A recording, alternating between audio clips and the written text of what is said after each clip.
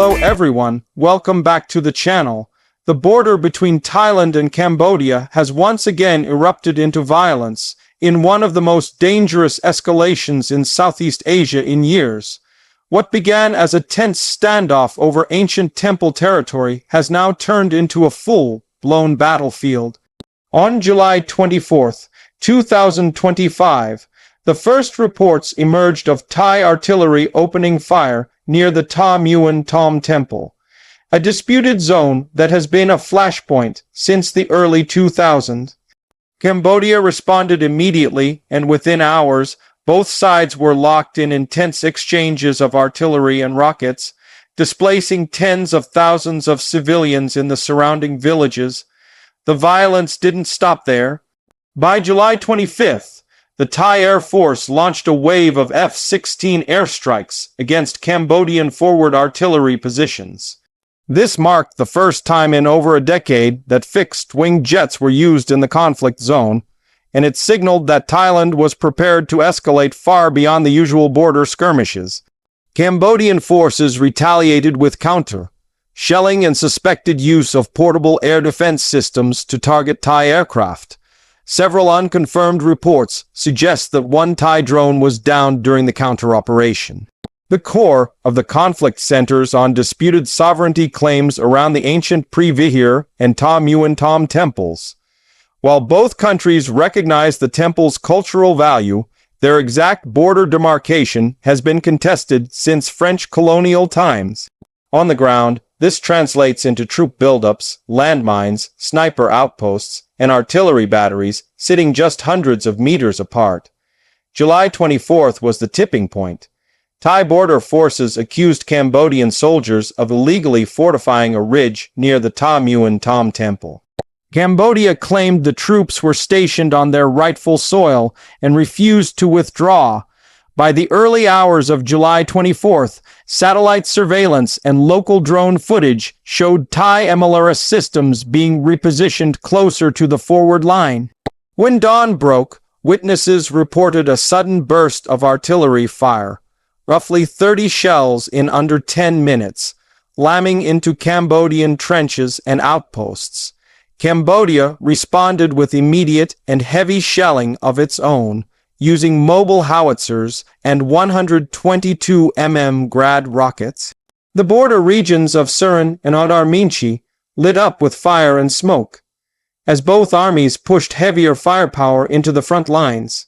By midday, over 20 villages near the fighting were evacuated, with civilians fleeing under government escort and through humanitarian corridors established by the Red Cross.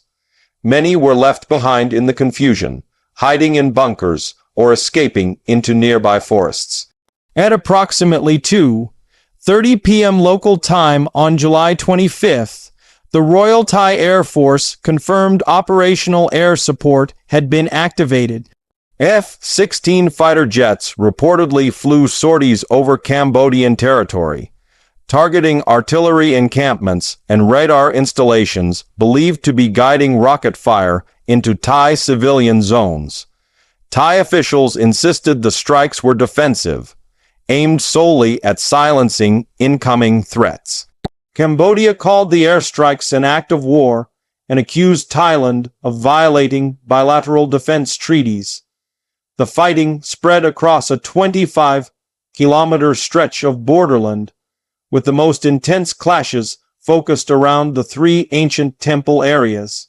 Video footage captured the thundering noise of artillery rounds and the unmistakable sonic boom of fighter jets tearing through the airspace.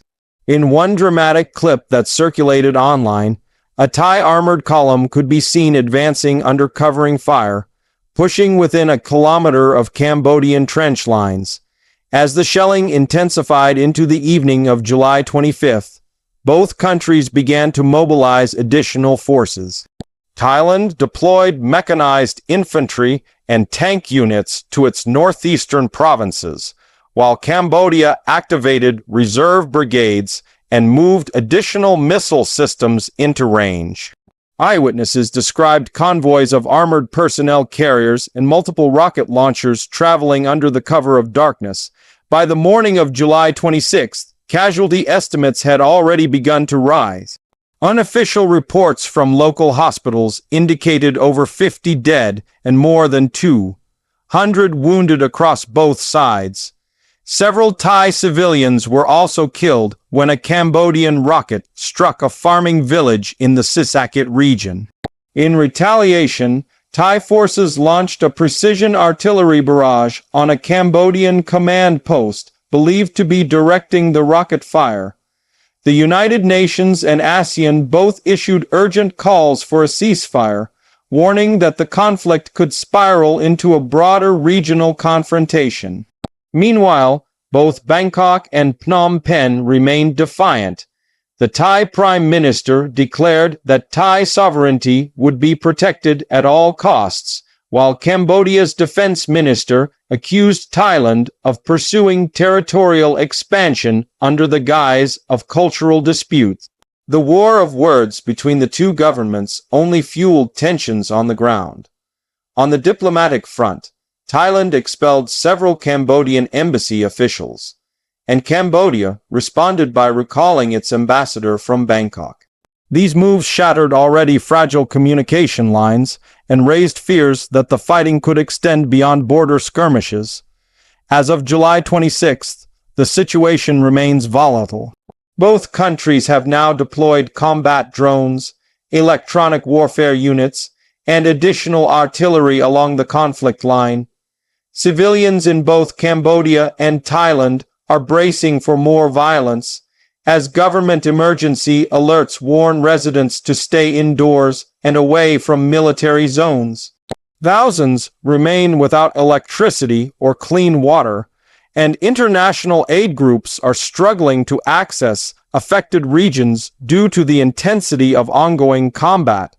What makes this conflict particularly dangerous is the narrow geographical space involved. The temples and ridges being fought over are positioned in terrain that leaves little room for maneuvering. Hills, forests, and steep ravines make it difficult to retreat or regroup under fire. This geography forces both armies into direct confrontations and increases the chances of accidental escalation. Observers believe that unless a ceasefire is reached within the next few days, the conflict could expand into a full-scale war. The involvement of air power already marks a significant turning point. For years, Thai and Cambodian clashes were limited to short artillery duels and infantry patrol skirmishes.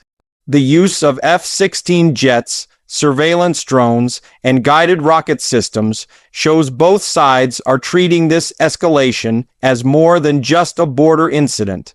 There are also concerns about long-term political motives.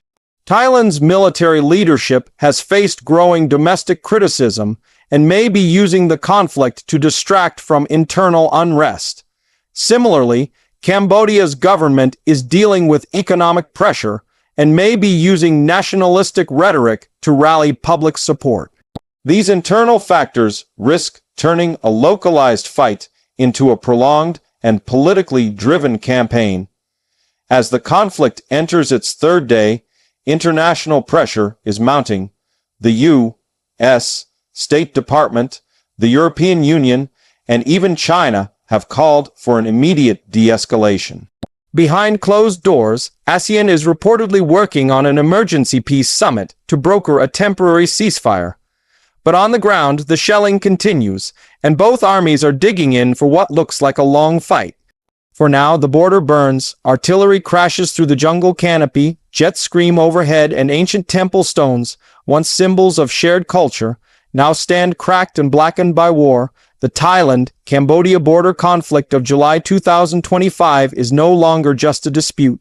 It is war in all but name, and its outcome will shape the security of the region for years to come.